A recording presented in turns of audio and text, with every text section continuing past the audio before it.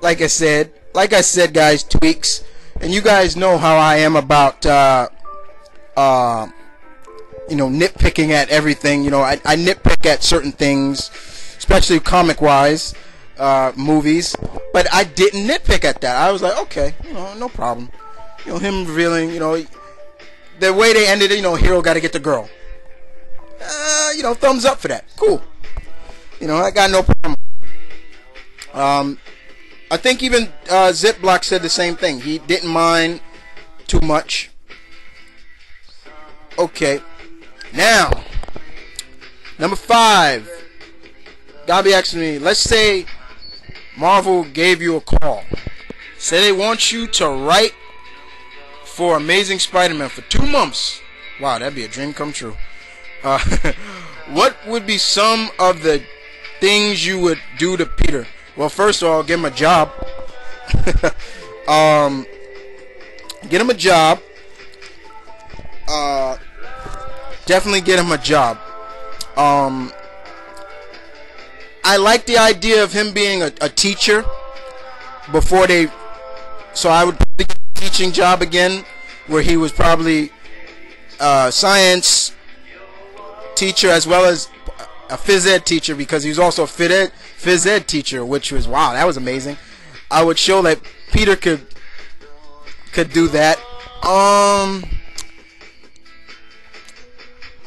would introduce some characters myself that I would create for the Spider-Man Rogue Gallery myself.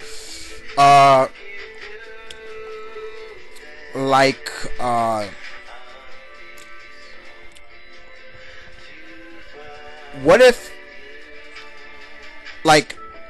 I would have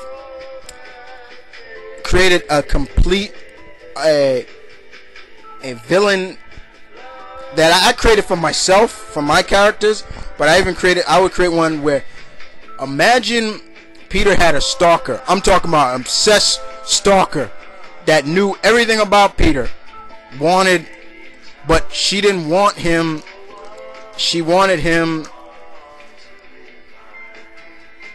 The story would go that I wrote it would be like, this stalker would have superpowers, and she would start taking out every Rogue Gallery villain that you can think of from Spidey, most famous ones, and locking them up so Peter doesn't have to deal with them for a while. Peter finds out, and she would say, I did this for you because I love you and stuff like that. She's demented but crazy. Just stuff like that. Oh man, there's so many. That's what I'm saying. It's hard to think, Gabi, because there's so many thoughts going in my head what I would do for Peter, but mainly get him a job. Get him a job, get him employed again, and I would definitely have him as a teacher again. I enjoyed him as a teacher. I really enjoyed him as a teacher. So those are some things. Get him in a relationship with Mary Jane if they don't have, a serious relationship. Boy, there are so many things I could do with Peter if they let me write for 2 months. You know what I'm saying? Okay. Your next question, Gabi, I'm gonna leave for last because I'm gonna touch on that one very serious. That's a very serious question, and I wanted to leave that one for last. So I'm moving on to your 7th question. He says, is it me or did Sheamus, Batista, and Orton have a good match last night? What did you think of the triple threat match on Raw? Cena still sucks on the mic in my opinion. That match was good. That was a good triple threat match. They worked well together. Very good. Very good. I thought it was very well done. As Cena, I thought Cena was funny on the mic. I had to laugh at that one because Cena had me laughing. But the match was good. I really enjoyed that match, Gabi. I'm glad you asked me that because I really enjoyed that. That was a good match in my book, between Sheamus and Batista and Orton. But the real question now is, why Edge? Why? You know, that would have been a time where JR should have been there, and when somebody tell me why, you know, JR would have sold it so well. Then with them pansies, I'm talking about Matt Striker. Oh no, I'm talking about Matt Striker and Cole did.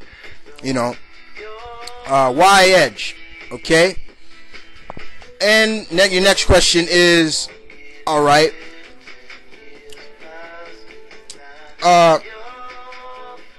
You asked me basically.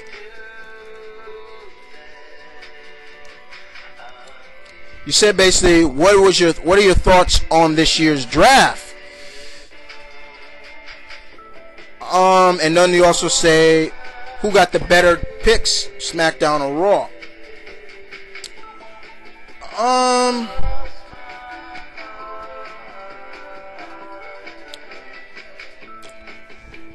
You know,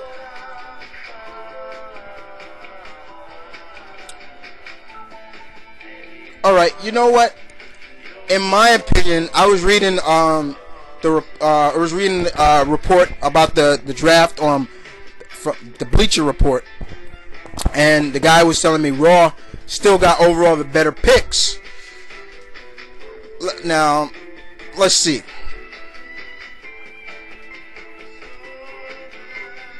Okay, we saw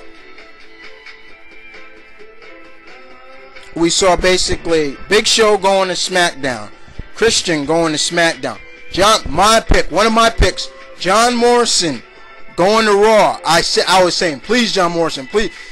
Wish came true, but then lo and behold, who came with him? R-Truth. And I was like, oh man, you know, they want to keep this tag team together. Jericho, Edge, you know. As for the supplemental draft, we got Great Khali coming. Let's see. Goldust, who cares? My book. And Ezekiel Jackson is coming back to Raw. Hopefully they could do something with him. He could be a threat. Great Khali. Look, they only use Khali when they want to bury somebody or to put somebody over with. I don't care. And of course Natalya and the tag team champs now, the Hart Dynasty. I'm okay with that. And supposedly JTG they keep saying JTG was one of those members as well for the supplemental draft, but then they saying like it's not, because I guess they want to keep him and Shad Gaspar, that feud going. Okay. But overall, I think Raw got the better picks. And let's go to SmackDown. I'm not going to forget SmackDown. But let me go back to Natalya, and, you know, hopefully they'll have her wrestling. Hopefully they'll have her not just be the valet of, you know, of the Hart Dynasty, Tyson Kidd and D.H. Smith, but have her wrestle, you know. But let's talk more about SmackDown. Okay, in the supplemental draft, MVP is going to SmackDown, going back to SmackDown.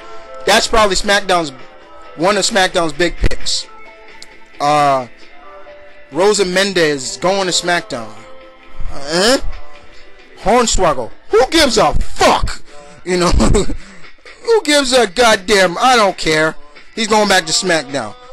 Chris Masters is going to SmackDown. Maybe they can do something with him. Cody Rhodes is going to SmackDown. Perhaps, you know, they can establish him now on SmackDown, and Chavo Guerrero. And my guess is they're just going to have him be with Aunt Vicky, and you're going to see his career even plummet even more. But the other big pick was Kofi Kingston. Kofi Kingston is another pick for SmackDown, as well as Christian. This could be Christian's big opportunity to grab some gold, baby. You know, put that ball in Christian's court and see him run, because let's face it, he has beaten Jack Swagger for that belt. A belt. I can see Christian taking that belt from him, baby. No doubt about it. I can see MVP going for mid-card belt. I can see him and Drew McIntyre having some epic matches. I think Jeff from NoDQ.com, his channel here on YouTube, he summed it up best. Mark my words, we're going to see some matches between him and Drew McIntyre for the Intercontinental belt. Big Show, I don't care too much. Kelly, you know, she can smile. She captivates me with a smile. But Kofi, big things. I can see more big things for Kofi.